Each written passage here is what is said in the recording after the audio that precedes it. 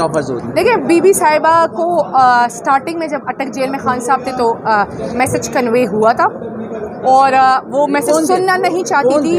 دیکھیں کسی اور بندے کے تھرو کنوے ہوا تھا اور وہ میسج نہیں سننا چاہتی تھی, تو ان سے کہا گیا کہ کیا آپ کو اپنے میاں اور پاکستان کی فکر نہیں ہے, ان کی زندگی کی فکر نہیں ہے. تو اس وجہ سے پھر انہوں نے وہ میسج سنا اور اس کے بعد جو میسج تھا وہ تو خان صاحب نے پوری قوم کو خود بتایا کہ ان کو کہا گیا کہ آپ 3 سال سے سیاست سے کنارہ کش ہو, بنی گالا رہیں اور آپ اپنے نام 3 نام آپ کو دیے جائیں گے, اس میں ایک بندہ نامینیٹ کرے اور عوام کو یہ تاثر دے کہ یہ آپ کا کینڈیڈیٹ ہے. تو یہ ساری باتیں تھی. دیکھیں ڈیل تو اگر ہونی ہوتی تو یہ حالت کرتے, ڈیل اگر ہونی ہوتی تو خان صاحب 6-7 مہینے جیل میں گزارتے.